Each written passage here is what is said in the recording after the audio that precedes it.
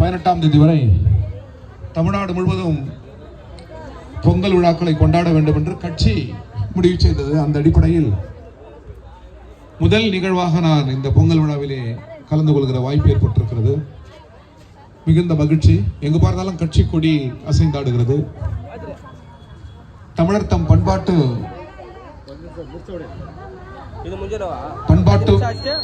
பண்பு கூறுகளில் எப்பொழுதுமே இந்திய கம்யூனிஸ்ட் கட்சி தன்னை இணைத்துக் கொண்டிருக்கிறது. தமிழருக்கும் தமிழ் இலக்கியத்திற்கும் தமிழ் வரலாற்றுகளை முன்னெடுப்பதிலும் இந்திய கம்யூனிஸ்ட் கட்சி பெரும் பங்காற்றி இருக்கிறது. எப்பொழுதுமே இந்திய கம்யூனிஸ்ட் கட்சி தமிழ் மொழியை, அதன் கலாச்சாரத்தை, அதன் பண்பாடுகளை கடந்து சென்றதில்லை. தமிழ் மக்களின் வாழ்வுடன் அவர்களின் முன்னேற்றத்துடன் தன்னை இரண்டர கலந்து நிற்கிற கட்சி இந்திய கம்யூனிஸ்ட் கட்சி. எனவே தமிழ் மக்கள் ஒரு சமதர்ம சமுதாயத்தை நோக்கி நடைபோட வேண்டும் என்று கம்யூனிஸ்டுகள் விரும்புகிறோம். ஜாதி மத பேதங்கள் இல்லாத, சுரண்டல் இல்லாத ஒரு புதிய சமூகத்தை நோக்கி அடுத்த தலைமுறை நடந்து செல்ல வேண்டும். தமிழ் பெரியவர்கள், தமிழ் முன்னோர்கள் கண்ட கனவை சமதர்மத்தில் தான் நிலைநாட்ட முடியும். அந்த வகையில் இன்றைக்கு இந்தியாவில் பலரும் பொங்கல் வைக்கிறார்கள்.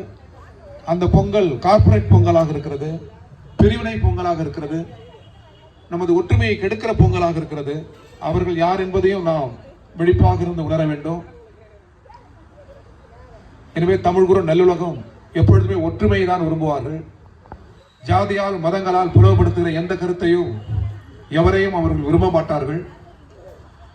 அந்த வகையில் இந்த சமத்துவ பொங்கல், தமிழத்தம் பண்பாட்டு பொங்கல் நாள்தோறும் ஓங்க வேண்டும் என்று கேட்டுக்கொண்டு, இந்த நல்ல முயற்சியில் ஈடுபட்ட கட்சியினுடைய தொகுதி செயலாளர்கள், அதனுடைய பொறுப்பாளர்கள், நிர்வாகிகள், பல்வேறு அமைப்புகளை சேர்ந்த மாதர் சங்கத்தை சேர்ந்த தலைவர்கள் அனைவருக்கும் இந்திய கம்யூனிஸ்ட் கட்சியின் தமிழ்நாடு மாநில குழுவின் சார்பில் மீண்டும் ஒரு முறை வாழ்த்துக்களை சொல்லி, அனைவருக்கும் பொங்கல் வாழ்த்துக்களை சொல்லி நிறைவு செய்கிறேன். நன்றி, வணக்கம்.